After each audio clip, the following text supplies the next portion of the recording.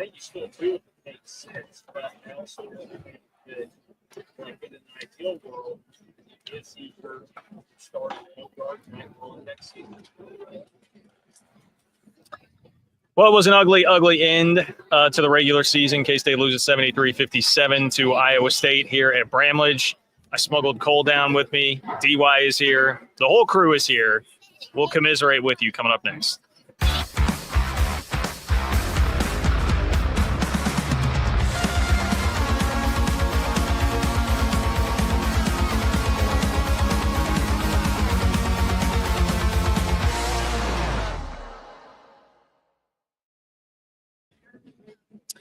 Welcome in. It is 3Ma. I am John Kurtz, joined by Derek Young and Nicole Manbeck. Shout out to Tucker for the new intro, man. That was pretty slick. Tucker D. Franklin, and the D stands for damn, he knows how to edit.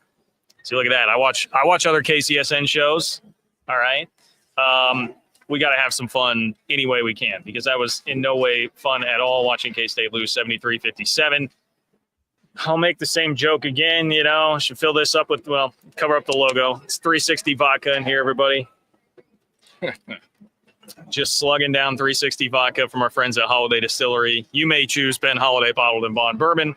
That's fine if that is your poison of choice, but either one would go down great today. The students probably have been drinking some. I know they love their Natty Light or whatever it might be. Even on Fake Patty's Day, hopefully some of them decided to go get some booze from our friends at Holiday Distillery.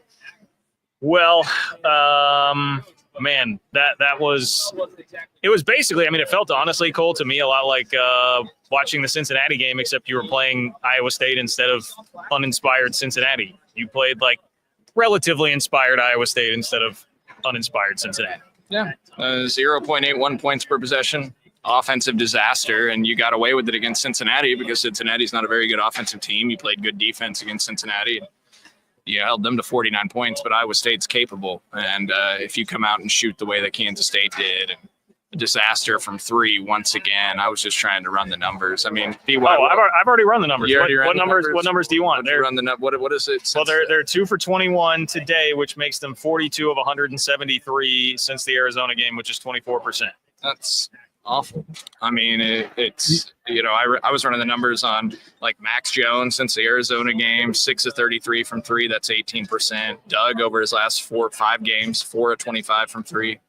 And then Brendan Hassan, 19 of 61 from three since the KU game in Manhattan. That's 31%. He can't shoot that poorly, especially over that long of a stretch, when that's what he brings to the floor is his ability to shoot the basketball. And so incredibly disappointing to finish the season out on this note in Bramlage Coliseum, and putrid offensive performance, putrid performance overall by Kansas State. You can't get beat by 16 points on your home court on senior day. So a very disappointing effort to close out the season. I guess maybe fitting, John, because it was a very disappointing start to the season and very disappointing season overall. And it ends in disappointment here in Manhattan, and 15-16 overall and 9-11 in Big 12 play. The numbers across more games are what you guys hit on, but even just in the last two, from the 3-point line against Iowa State and Cincinnati, I think you're combined 5 for 39 now. So because they were 3 for 18 against Cincinnati, right, and then 2 for 21 against Iowa State, that's 5 for 39. Yeah, you're not going to beat many teams doing that. You're not going to beat good teams doing that. Also turned it over 16 times for good measure. 17. I respect very much Coleman Hawkins doing what he's doing, like gutting it out there, clearly playing kind of on one leg right now, but he had 5 turnovers and 4 points today. So, that certainly doesn't help either. When this team was playing well, like Coleman was healthy and they were shooting well. And right now Coleman's not healthy and they're not shooing very well. That seems very rudimentary, I guess, in the breakdown, but it feels like to me that's kind of the difference. David Gasson also had 5 turnovers. You had 2 guys with 4 fouls, so he kind of navigated that a little bit. You mentioned the turnovers. It was 17 turnovers, not 16. Iowa State also turned over 11 times, but you get beat in points off turnovers 22-6. That's pretty significant. And although you beat Iowa State in offensive rebounds 10-3, which is significant, you only beat them in second chance points 8-5, so it didn't even matter.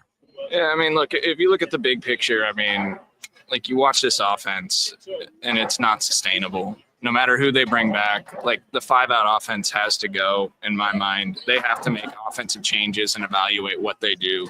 They haven't ran 5-out offense in a long time, though. I mean, whatever the hell it is that they're doing, it can't continue. I mean, consider like over the last 5 games, 0.81 points per possession, 1.06 points per possession at UCF, who's an awful defensive team, worst in the league. Then 0.92, 0.86, and 0.81. 3 of their worst 4 offensive performances from an efficiency standpoint have happened in the last few games. And 4 of the top 6 worst offensive performances have now happened in the last 5. Like you watch this, it can't work. Now it looks better when you're making threes, obviously, and they didn't do that today, and they didn't do it at Cincinnati. But they're going to have to look in the mirror and reevaluate how they do things. Well, that's the top storyline today. I don't know. We've just gotten straight into it. Obviously, it's brought to you by our friends at Alenco, alencohome.com, ALENCO home.com. I don't know if they can renovate an offense, but they can renovate your house if you need to get that done. It's not. They had Marquise Noel and Keontae Johnson, who made it look really, really smooth and nice in year 1. But since then, I mean, things have just felt really clunky. They wanted to go 5-out as a recruiting tactic, for Patrick Ngongba, obviously, which didn't work out, unfortunately. And Naquan Tomlin, obviously, that threw a wrench into things last year, affecting how the offense looked. So there are some things you can point out, like, hey, there was some strategy to this, and things happened out of their control. But we've seen a lot right now to the point where it just seems like if they don't have guys that are going to be red hot shooting the ball, and they went out and tried to recruit to that in the portal, bringing in a guy like Hassan, for instance, this year, it just doesn't seem to be working. And it feels like they need something to change. Cause I don't know. You look at like Iowa State, like they can consistently generate open looks by the offense that they're running. Now, they also have guys that are more capable of scoring at every single different level, and they have better pieces, frankly, which is a part of it too. But it just feels like they could help themselves a lot if they did something different offensively. Iowa State has a really good point guard. They got 2 other guards that can go out and get their own shot at pretty much any moment, with Keyshawn Gilbert, who didn't play today, and Curtis Jones. And then they got a few guys they can generate looks for as well, like Momcilovic. Kent State has a point guard that kind of figured it out midway through, mostly on defense, is still trying to figure out how to draw fouls and be better at the rim. He's a work in progress from 2-point range. His 3-point shot completely fell apart in the last month of the season. His assist to turnover ratio got a lot better, but then he had 2 guys where for moments of the season where he could throw it to, you could generate shots for Max Jones and Brandon Hassan, that just stopped shooting. And no one that could, other than Doug, maybe besides Hawkins, that could go out and really go get their bucket, like Iowa State has in Curtis Jones and Keyshawn Gilbert. So those are the differences, but excuses are excuses at this point. There's a lot of them for everyone to make. We could talk about it, whether it be Naquan Tomlin or other things.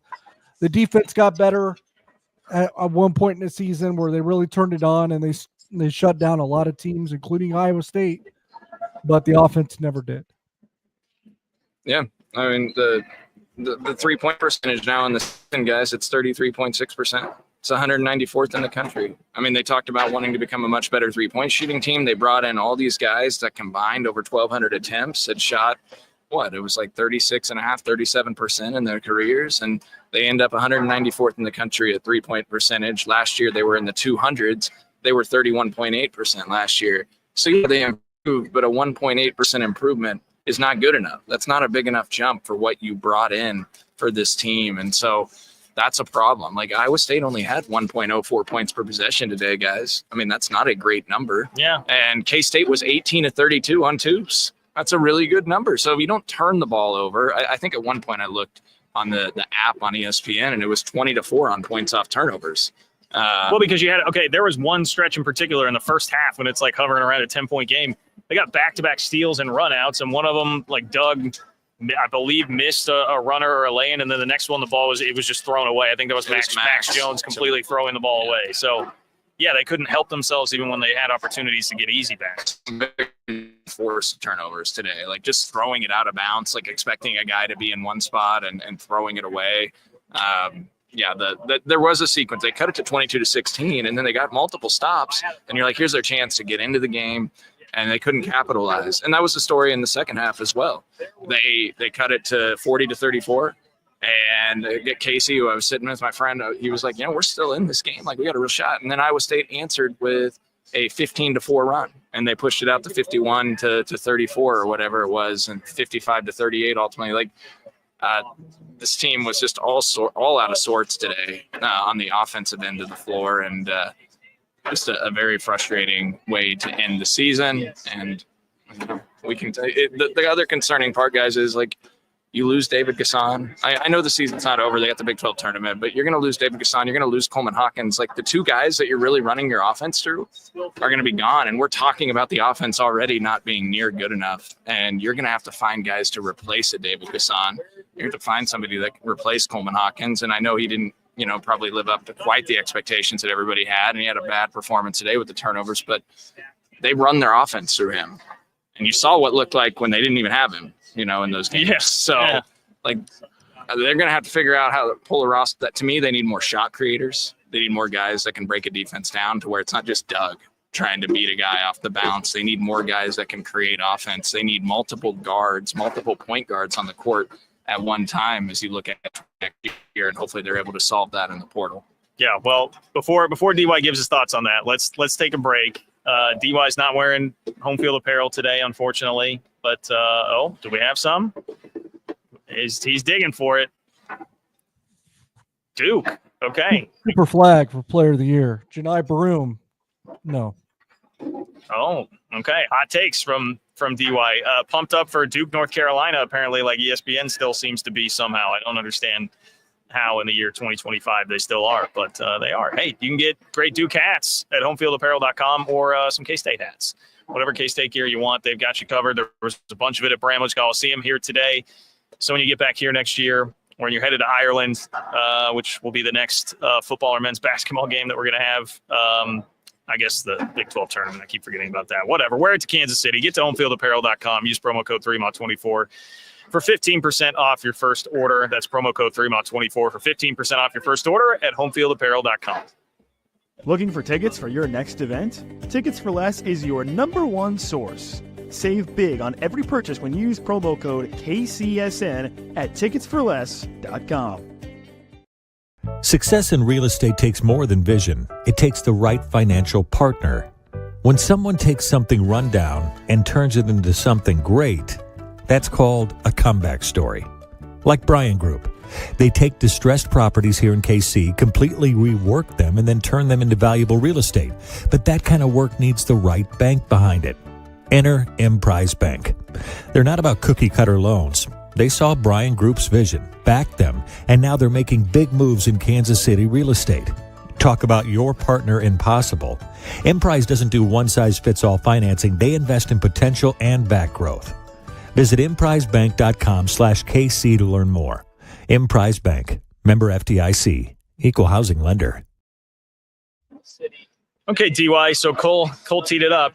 Next year you're losing Coleman Hawkins and David Gasson, the two guys that you're running offense through. And today, it seemed like about all that they had really offensively. So, and look, we talked about DY and I earlier this week about the two high school recruits they just signed. I mean, which is fine if you want to go that route. I'm not necessarily complaining about that, but those are two spots that'll be filled next year by guys that you don't think are going to be likely ready to go and significantly help your offense. So what's the outlook for this next year? Yeah, I mean, you guys were mentioning the three-point shooting, and I kind of brought it up and how you expected a little bit more out of certain guys. Doug McDaniel, in his 2 years in Michigan, shot 36 and 37% from three. 36 and 37. He shot 26% from three for Kansas State this year. So about 10 percentage points down. Max Jones, even at Cal State Fullerton, shot 40% and 39% from three. This year shot 36. Not as dramatic as a drop, but still a drop. So maybe that accounts for the competition change there as well. But either way, and at 36%, like that came down quite a bit in the last month of the season because Max Jones' three-point shooting got dramatically worse in the last month. Brennan Hawson actually shot better from the three-point line this year than he did last year at Villanova. Last year he was 38. This year he's at 39%. Again, that's another number that really came down a lot in the last month. It was well into the 40s at the beginning of February. It no longer is. It's at 39, but he was at 43% in year one of Villanova. That's his best year. So guys that for one reason or another, they get to Kansas State, they're shooting worse than they did at their prior stop. Something to take into consideration.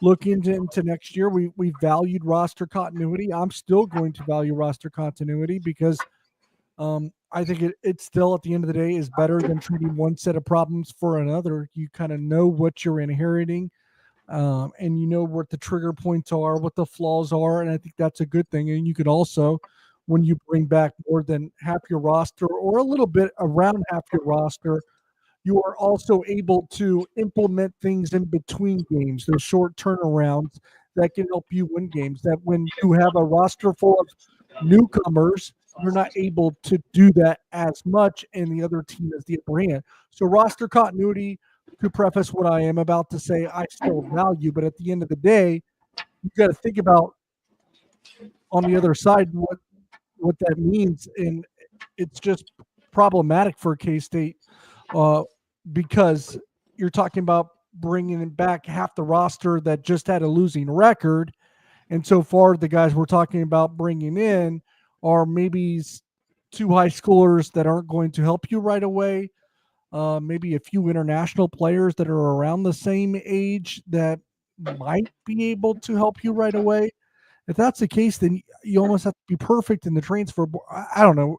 It feels like we're still talking about threading the needle here, in my opinion. Well, I mean, and some of it just feels to maybe make the NCAA tournament too. By the way, some of it feels like the result of just changing strategies too many times, right? We've talked about that, like where it feels like they've just been guessing in some ways or being very reactionary to things that are happening. It's never been like a solid, consistent plan to be able to follow it all the way through. I think you're just kind of seeing the result of that right now. Now Tang's got, as people I've seen mentioned in the comments, like, he's got a big buyout that definitely gives him, some job security. So probably does have 2 years to figure it out here. But I wouldn't want to go on that next year missing 3 straight NCAA tournaments though. Yeah, well, and we're, with the program overall, it's four NCAA tournaments in the last 10 years, I believe, right? Yeah. So, people are definitely going to be rightfully pretty antsy about that. Yeah, I mean, you can't miss. It's not going to feel like a hot seat year, but it's not going to be a hot seat year, but it's going to feel like one. Sorry, Cole. Well, I mean, in terms of the fans, it will feel like a hot seat year. I mean, because in their mind, if you miss the tournament a third straight year, I mean, the fan support will be completely gone at that point. There's still probably some that have leeway, like us trying to be patient, but like you can't miss the NCAA tournament in 3 consecutive seasons. And we've talked about it before. That's what got Bruce Weber fired. Again, the buyout situation it's different ultimately here, but they have to get it right this offseason. And like you said, DY, like they got to be near perfect in the portal. I think they need to bring in probably, 4 transfers. Three of them need to be real impact guys. Like they got to be really good. And yeah. Not just really good. They got to be your best players, probably. Yeah, I mean, you can't. When you take these 2 high school kids that are clearly going to be developmental pieces, your margin for error goes down. Now you go take a European kid, and those guys are typically more advanced from where they play to where they could probably step in and be more ready than some of your local high school kids in the U.S. So maybe one of those guys, especially some that we hear they're chasing, one could probably be an impact guy, but like they're going to have to hit some home runs in the portal. They're going to have to really evaluate, guys properly, and obviously a change from what happened this last off season because clearly it didn't fit. I mean, you got Ani Enzo come in the game today, guys, and I think he gave up 3 baskets in about a span of 90 seconds. And really was 4 because even the one layup by the guard, it was because he got drawn away from the rim and did terrible in ball. Yeah, I mean, just it was an awful effort by him. And he gets up on offense, and then he goes down and tries to get an offensive rebound. Total, I don't like. Yeah, look, you got to move. You got to move on there. That's one that I would be shocked if he is back. The most unplayable $1.7 million player ever. Yeah. probably on, we would assume. And so, they're going to have some spots open, but these high school kids probably aren't going to be guys that are going to help them next year, No. So I don't know. That's where I try to be fairly patient, and I would want to give them the benefit of the doubt, but with what you're saying about, hey, adding high schoolers and taking away some of your room for error next year, but like, I don't know, we're getting to the point where it's like you're running out of me giving you benefit of the doubt, and I do have doubt. I guess I'll put it that way. Like, I have doubt. The strategy went from, hey, on our podcast within the last 8 months, the strategy was give us the money, we'll go buy a roster, to, well, we've got to be the Houston model, and now we're throwing these 2 high school kids in here at the last minute. I mean, it just changed on a dime so dramatically that I do have doubt. I absolutely 100% have doubt. And I said in the chat earlier, patreon.com/3ma, if you want to be a part of the game day chats. I said in the chat, my approach to the portal is I'm not going to get too high or too low about anybody they sign. It's going to be, you guys go fill the roster, and I will just wait to evaluate it. We all thought, I know Missouri's struggling a little bit right now, but we kind of scoffed at their portal class a little bit, and they turned out to be really good. And we, thought K-State's portal class was pretty damn good. They've turned out to be pretty disappointing. So I'm just going to wait and evaluate based on what I see. I will not get too high or too low based on whatever they do, good or bad, perception-wise in the portal this year. Well, I think they need to, when we look at what's happened in the last couple of years in the portal, I think they've probably been too patient, and then they put themselves in desperation mode at various points and probably overspent in some scenarios. And I think they got to evaluate who they really want at the beginning that are the right fits and nail down a few of these guys early on in the portal window. You can't be like, oh, I think we can do better than this certain guy. If you think he's a fit, you go get him right away, and don't be patient. Because Terrace Reed, Yeah, you think about Terrace Reed was the first guy, I believe. Correct me if I'm wrong. Mark Mitchell. Terrace Reed was the first guy that even visited this offseason, I believe. We knew they were in on Doug. I was there at that baseball game against Texas when Terrace Reed was there. Tamar Bates the year prior, who's going to become a really good player at Missouri. And Tamar Bates didn't visit K-State, but that's a guy that, probably – and obviously, look, we know the Caleb Battle situation. That hurt them. That was kind of out of their – they lost that one that they thought they had locked control. Not out of their control. Be better recruiters. That guy took 5 times less money to play for Gonzaga. It is Gonzaga, so, I'll give a little bit. I know, but he took, so much less money. Be better recruiters, right? Yeah, the Max Asmus thing felt like the real turning point the offseason before. After it happens this many times, it comes down to be better recruiters. You can't complain that you lose kids for money, and then when you have more money, you still lose the kids. Yeah, look, I'm not really fighting this point much at all. Yeah, I was just saying to maybe combat a little bit what you said at the end there, Cole. You can't complain about missing on kids for money. When you do have money, you still miss on them, and you end up paying Ugonna and Yenso $1.7 million.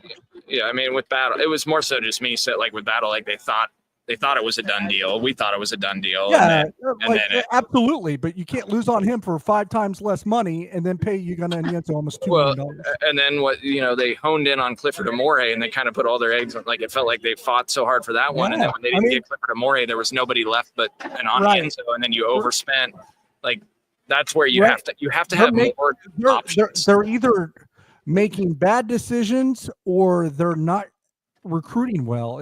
It's one or the other, or it's maybe both. I think it's both. Because Ugonna and Yenso is their second highest paid player this year, and they have signed 5 high school players, and not one is good yet. Well, and Chore would have been the 3rd highest paid player on the roster, correct? If he were still on the roster. And you lose Data, and how impactful would a Data Ames have been on this roster? Certainly. Yeah, if Data Ames is playing instead of David Castillo, how much better is this team? It's a significant difference. Yeah, David, love David Castillo. You've signed 5 high school players, and 2 of them are still here, and it's Buddy Rich and David Castillo. Yeah. And, man, seems like a nice kid, man. Seemed like a really nice kid, but I don't know what you hang your hat on for what his freshman season's been to feel like that's – I don't know what you do with that. It's been I mean, we talked about it in our text. It's been a pretty disappointing season. And I think we like David Castillo, the person, and still think there's some hope there by all means. But the concerning thing to me, guys, is we sat at the Wildcat NIL golf course and talked to the staff and the team, and we heard it from multiple different angles, and they acted like David Castillo was so good they might have to start him, And then look what we saw all year. It clearly wasn't ready. So where was that chatter? Like, what did they see to think like that's a guy that's going to be ready this year to be the impactful guy? It almost put him in an unfair spot. I mean, it really did. Like Cole literally said patreon.com/3mod. Cole literally said David Castillo was going to be in the. To be fair, Jim Holland also, when he was back, said that that's a guy that could challenge his all-time scoring record because he thought of him as a program guy, a 4-year guy. They put him in an unfair spot. When you say things like that, you can't overhype these guys to a point. Like, we got to be like, we obviously now have to be more, filter some of this stuff because, like, I did take it, as on the record. Like, when they would say that stuff in the past, I was like, I believe it. But now I have to take it with a grain of salt because I saw what I saw this year. And I can't go there. They got to prove it. Well, and there was some of that. Kleiman's always been that way too, but we kind of learned over time. All right, take it a bit with a grain of salt. But then also some of those have aged pretty well. Like one of them famously was Will Howard as the best backup quarterback in the country, and then he winds up winning a national championship at Ohio State, winning a Big 12 title. They were talking about like Marquise Siegel in the secondary, and it had some struggles this year. But I don't know. Siegel and Paris were sure pretty damn good at the combine. So Tang. It just the credibility's not really there, to be honest. The thing here, guys, it comes back to what I feel like I've been saying since the team was 7-10 this year, which is just like this season better have humbled the coaching staff. I mean, we all really like them. I want them to succeed very badly. I like them as human beings a lot, and they bring a lot of fun and excitement, especially when things are going well here. But I think it's pretty clear that they certainly should have been all very humbled by what's happened over the last 2 years, and you got to start acting accordingly. Like, you need to humble yourself and act accordingly, and that's what we just don't know. We don't know how that's going to go. Like, we'll see what happens as far as staff goes. We'll see what happens as far as how they approach the portal this year goes, but there better be a lot of humbling that's taking place in that building, or I think they're going to be in trouble. I'm just done being told why they're losing. I'm done being told why. I'm done with the justification, whether it has merit or not. Some of them have merit. I absolutely understand the Naquan Tomlin stuff, everything. There's a reason here. There's a reason there. There's justification there. There's justification here. But I don't want explanations anymore. Yeah. I don't want justifications anymore because, like, it ruined us, and maybe it's the product of the era that we have to look through it a certain lens too, and it makes us as stupid as this era is. But you told us for 2 years that you didn't get kids because of money. Then you got a bunch of money, and now you're 15 and 16.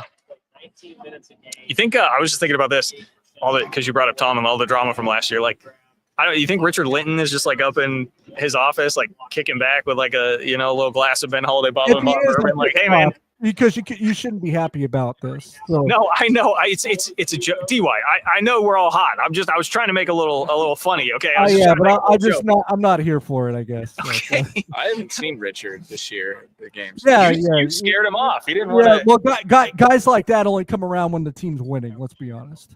Yeah. Little man syndrome has a certain thing, and it can only accept winning, and when it starts losing, they disappear. I think I posed, yeah. The point was more, I wasn't even making that as much about like him versus Tang as it was just, hey, because the team has struggled this year and everyone's anger turned toward Tang, the heat has come completely off of me. Yeah. So like no one's talking about that anymore. Yeah. Like we all redirected. So anyway, I think that was the point. All right. You guys want to talk some Big 12 tournament? I'm pumped for you guys to talk some Big 12 tournament. I think this is as upset as I've seen DY. Nick, I'm getting to the break. But I hope Derek is still here after the break. I guess we'll find out next. Thanks for listening to KC Sports Network. Make sure you download our new app. Find it on the App Store or Google Play. Just search KC Sports Network. I kind of just want to let DY go. Like, what else is rattling around there, DY? Well, apparently Jerome Tang is discussing the balance of win now versus building a program in the press conference, which is probably a worthwhile conversation to have. But and I get it, because basically we've had many of those conversations this year. I get it. But at the end of the day, like, are we going to start talking about a win now program versus building a program when you've just, like, I don't know, you can't miss the NCAA tournament 3 years in a row. So I don't know. Yeah, I mean, you can't build now. You can't build for the long outlook. Like, this is a must-win year. We just talked about it. So, like, you got to figure out a way to balance that, which is what I hope they're probably doing. Is, these two kids they've got committed this week, that they're redshirt types. They're kids that don't contribute much in year one. That you develop them, but you also have a core of 9 or 10 guys that can impact winning and can carry you to the NCAA tournament. So you want to hear the quote, and I think I think this is two separate quotes with some talking in between that isn't necessarily shown. It's from Landon Reinhardt's Twitter. It says, this is from Jerome Tang. I know what our fans want. Our fans want to watch David Castillo grow for 4 years. And it says ... and then a paragraph later. So this is probably at the end of that quote. I'm blessed to work with Gene Taylor, and I know how pissed he was with the situation at Utah, meaning they fired Craig Smith. I don't know what to make of that. And I will just say, I feel like I'm going to need to hear the context and everything that happened with all that before I jump all over it, because I think we do this way too often. And sometimes, we've all been upset with how some things get framed at post-game press. So I need to hear it. But the problem, Derek, with that discussion obviously is, like, these are discussions and thoughts that should have been happening, last year, like earlier. Like, you can't, the problem is you've just dug yourself so big of a hole. You went all in on NIL in the portal in a year that, in an off season where, in hindsight, like, we were on board with it at the time, so we're just as guilty. In hindsight, he probably should have been thinking about this a year ago. Yeah, or just, more of a balance. I don't know that it has to be 1,000% all in one way or the other, but yeah, we already talked all about it. It's like, this attitude of, like, we can do better, we'll pass on guys. It should have been a little more balanced approach. And you got to rely on coaching and developing guys more and scouting guys more than it is just pulling in sheer talent. And again, I think the biggest problem, if you want to encapsulate it all, the biggest problem has been a lack of a fluid plan, which I get. It's a new era of college basketball, and the money that makes it hard to have, like, one plan. Like, a lot of coaches are struggling with this, but I still think that's what you trace it all back to. There has not been one straight plan. And now, especially after how big of a deal was made of the money this year, nobody's going to want to hear, hey, it's actually tough because the variables are changing on us so much, and no, like, you got to make the tournament, so you got to figure it out. Yeah. I don't. That's a big boy business. They got to deliver. Yeah, you got to figure it out. Big boy business. You're right. My thing is, like things can change as much as they want. Having principles and a philosophy will never change. Well, yeah. I won't dispute that. Yeah, and like Jerome Tang saying, I want to see David Castillo. The fans want to see David Castillo for 4 years. Yeah, that would be great, as long as he becomes a good player. Like, they want to see good players. They want to win. That's what the fans ultimately want to experience. They want to have fun atmosphere. My thing is, yeah, and, like, you can bitch all you want about Chris Kleiman probably not meeting his ceiling as much as he should, and that's a conversation. But I would argue that the reason why he hasn't had dreadful season after dreadful season, or not hit at least the bare minimum, like, other than COVID, which Cole has told us that doesn't count, is because he does have principles and a philosophy that he sticks to. Oh, you nailed that. I mean, Tang and Kleiman have kind of the opposite end of the spectrum there, where it's like, you can see this really high ceiling in Tang, not just because of what happened in year one, but because he has this attitude of, like, I'm not going to let anybody tell me what I should limit this program as. And there are things there traits there, I think, that, make you see, like, how this guy could be a great recruiter. You see the high ceiling. Kleiman is much more just, like, kind of steady blah, but, like, that steady blah, Yeah. it works pretty well at least maintaining. There are things that Chris Kleiman could take from Jerome Tang to probably improve upon his ceiling and maybe reach some highs more frequently. But I think there is far more that Jerome Tang can learn from Chris Kleiman. I think that's well said. Yeah. No arguments here. I think that's well said. Okay, well, they're going to play Tuesday. I don't know who it's going to be. I don't know where it's going to be. It could be anywhere between the 9 to the 11 seed. It's probably not going to be the 9 because you were the 9 going into today, I think. But. Well, they could still fall into the 9, I believe, even with the loss. But that depends on the outcome, I believe, of a couple of other games. Yeah, it just didn't seem all that likely. They can't. If they would have won today, you would have been watching for TCU and what. And at the end of the day, you probably don't want to be the 9. So it doesn't matter anyway. It doesn't. Like here's the thing. Not just Cole. Like, are we all just like sort of checked out by like what we watched today? But like the other thing, they're not winning 5. They don't have 5 more games. Coleman Hawkins looks like he has about half a game left before the legs. Just like I feel kind of bad for the guy. Like they don't have the personnel or the depth to be able to play more than 2 games in 2 days and keep it. And that's a shame. North Carolina State last year won 5-5 at the ACC tournament. You can't. You're going to be playing if you play on recruiting a little bit again, doesn't it? Well, I mean, we thought this was going to be like such an incredibly deep roster. I mean, they're like, how you have a shore. You have on it. Yeah, but some of it goes back to I thought what this staff would do well would be to recruit. Well, with the money spent on this roster, it should be an incredibly deep team to be able to go on a run like that. But we all know that they have determined that certain guys can't play. They're they're going to move on from multiple guys. Whether it be misevaluation or just be convincing guys to come. Like both seem to not be there. Yeah, so it does it. They'll play either probably Colorado or Arizona State in the opening round is what I would guess. UCF, those are the 3 schools you're probably looking at playing, and then you play again and whatever. I mean, it's time to look ahead to next season. Like last year's team was far more likable. Yeah. I don't know. That's an interesting question for me because like this team did give you, I mean, I know last year's team had some nice wins too, but this team did give you like much higher. I like last year's team more because I felt like we got so much more out of them. Well, it's interesting because last year's team struggled so much against the North Alabamas and the Oral Roberts of the world that were incredibly frustrating. Yeah. They got the high-end wins.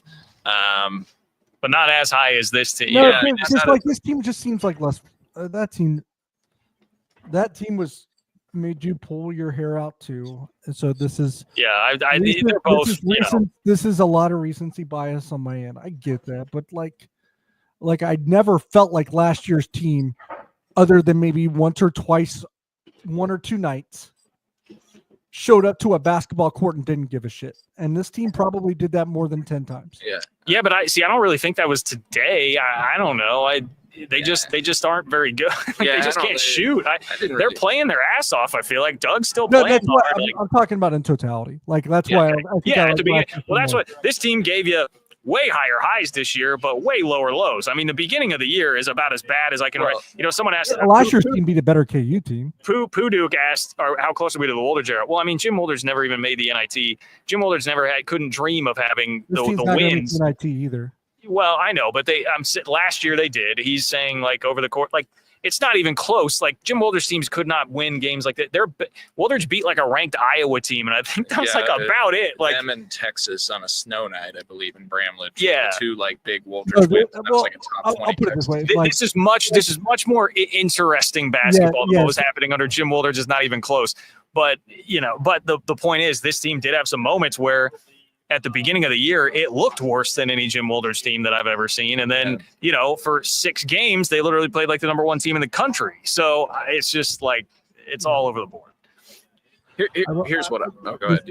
This team is not broken like those teams under Jim Woldridge and Tom Asbury could be called. This program is not broken, but there is a clear disconnect from how to build a roster and how they're doing it right now, whatever that may be. And I need a little bit of, I guess, evidence in the bag now to like find the confidence level that that Jerome Tang is going to revive this now and refix it. I need to be convinced again. Now it's not like like the last 2 years. I think I was in a blind faith mode when it comes to Jerome Tang because of how he did it in year one, and now he's got to like convince me all over again. Yeah, I see Puduk. Puduk, look, man.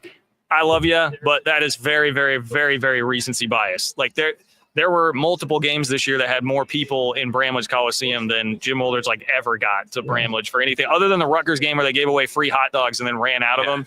Yeah, but I will say another off season after this. Then what I would say, I don't think there's apathy actually like there was in the Woldridge era. Like we were just kind of we were gonna suck. Yes, exactly. Like there were no expectations at all. You see anger now, right? So it's not apathy necessarily. Like fans are upset.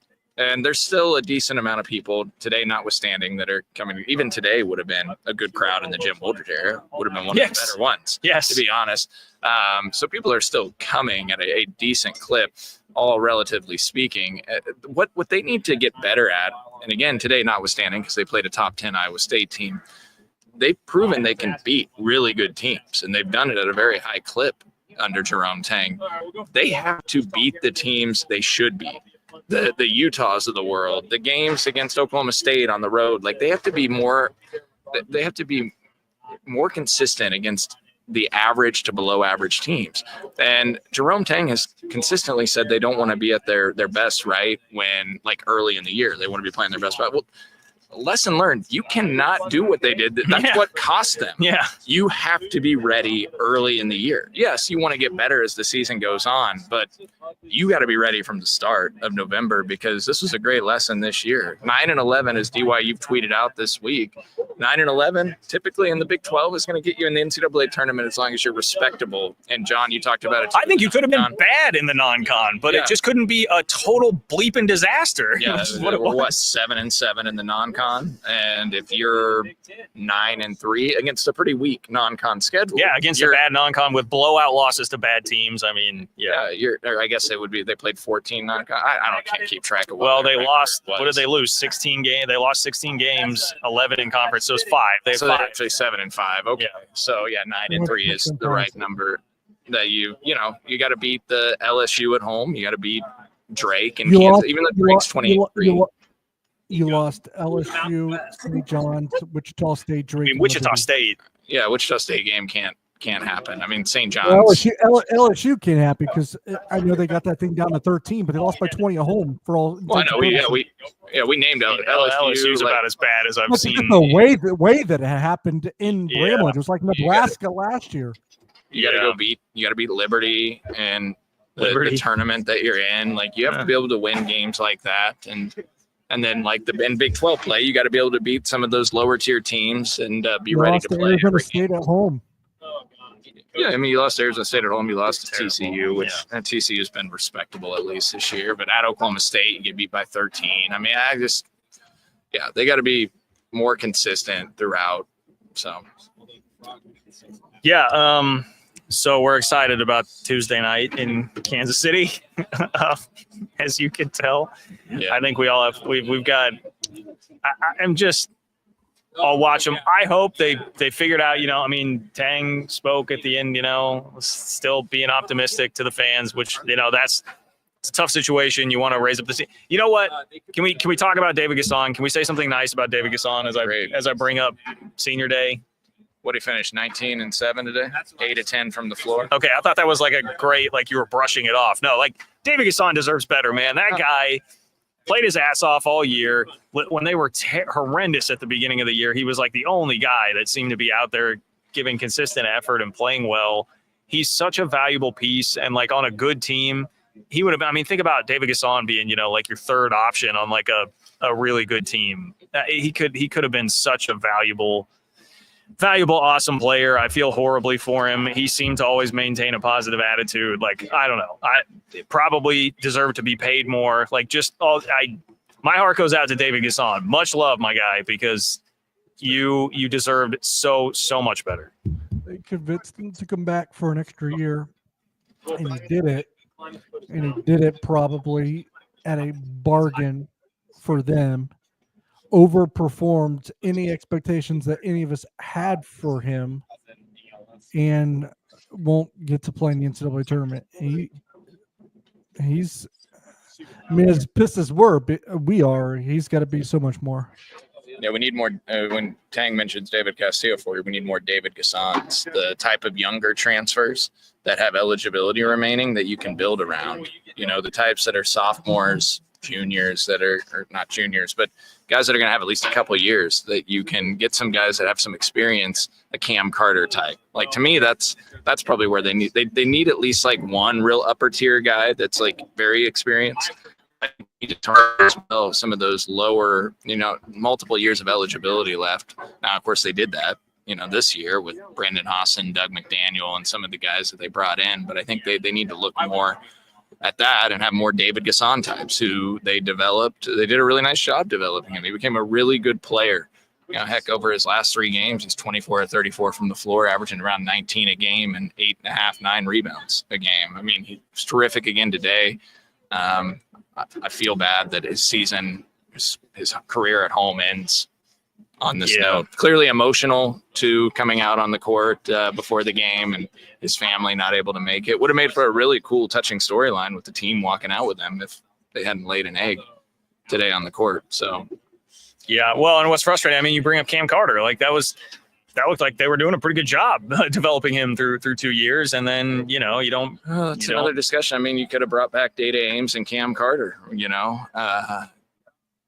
Look, there were different circumstances as to why those guys ended up leaving ultimately. We don't need to go down the road up. But if you had the pieces here with some sprinkling in that and so I'm sure that's in Jerome Tang and the staff's mind that like maybe they need to rethink this as well. But that's why I talk about humbling. Like they just it better be like, I hope that they have humbled themselves to be like, yeah, we probably could have done that differently. Here's the thing though, when you look at this roster right now, like they're like as far as guys that could come back, there aren't as many guys with like that type of talent that like Day Ames and Cam Carter probably actually have. Like you have Doug. And then Doug does, but and again, Doug's got to be way more efficient. More efficient. The shooting numbers have to improve drastically. Like he did a really nice job with the assists, the turnovers. He played hard. He played solid defensively down the stretch of the year. But he's got to shoot better than 3 of 11, 4 of 12. Those are typically the numbers Doug is putting up outside of that Arizona game. So he's got to become more efficient, and that's why you need more playmakers to get Doug some better looks, because some of them are forced shots because he's having to make a play. I mean, because he's the only guy that can get into the lane ever. Yeah, I mean, you know. And so that's why I think you need multiple point guard types that can be on the floor at once, and that's something that they'll have to figure out this offseason. To Cole's point, they got to figure out at the beginning whether some guys are worth taking and not, like with the whole Terrace Reed thing and other examples. Because maybe I'm completely off here, and if I am, then I'm sure I'll get a text message or get some angry looks at some point. But what it seemed like was they had all this money, and they went after certain guys that didn't want to take that money, so that they had to panic in a little bit at the end, and they gave that money to Chor, and you got Onienzo. Yeah, I mean. And to be fair, I was pretty excited when they landed to Shore based off what I had seen him do in a couple different games. And same here. And Ugo, I was excited about Onienzo. I was wrong there. Ugo, I was just going. Yeah, we were all going to put the positive spins on it, but although I will again remind the Discord, patreon.com/3mi, you guys all crucified me for saying it was like a B or B plus portal class because I said I was worried about the fit, that there weren't that was more like a positional fit, like guards versus forwards, but fit definitely ended up being the issue. Okay, so I tried to warn everybody a little bit. All the national people that reminded us of what the ceiling is and we bitched at, they were all right. Yep. Yeah, I mean, Evan Miyakawa, when we had him on the pod, he was like, there's not really like a middle ground with these types of teams with all these replacements. They're either going to be a top 25 team, he described it, or they're a team that typically will miss the tournament altogether. And unfortunately, it's the latter for the outcome that you got. So, yeah. I'm done talking. All right. Final thoughts. Cole, you want to talk about the officiating today? But a bunch of idiots that were out there tonight. What a just absolute clown crew. Again, they clearly, let me just preface this by saying that They were not the reason K-State lost. We just spent 47 minutes ripping I've got no energy to rip the officials because this team was terrible. All I will say is I wish Jerome Tang would have tried a technical to fire up something because I thought he did try. It felt like he tried. Yeah, but then there was that the worst call though. He was like, I mean, he got ripped for getting techs though last year and like big in situations. I know, but it's the last game of the season. Are you really going to work? No, I mean when the game was going to be lost, I was ready for him to throw a chair at Chris Paskey, the taller official. But I just thought it was a good moment, especially the worst call of the game, to go after the ref when he did not. I don't even know which one was the worst call. That's the thing. I don't know. The worst call is by far the Max Jones charge that should have been a charge. Yeah. Oh, well, what about the one where he was out of position and the one ref on the baseline called it out of bounds, and then he calls a foul and they didn't even touch it? There was a lot of bad calls, but by far the worst one was the charge that Max took. And John, what did I say right before tip to you guys in the text that the one guy I really hated was Chris Paskey? He's a real estate agent with Douglas Elliman as well on the. Okay, stop doing that. No, just stop doing that. We don't need to do that. He does have his phone number on his bio. Okay, we don't stop. Drew and Mason say he's got it. Can you guys get that for us? We don't need to do that. No, we're not doing that. I'm putting my foot down there. Just saying where he works. We're not doing that because telling people to 1-star him. God, stop it. Just if you live in Texas and you're a K-State fan, spread the word. Do not buy a house from Chris Paskey. No, his Douglas Elliman firm. No, I'm sure he's a fine real estate agent. Don't. Stop that. We're not doxing people. Come on, man. The team got their ass kicked today. Just take the loss. John, it's public. I tweeted already a link to his I know profile. You did, and I thought I would not have done that.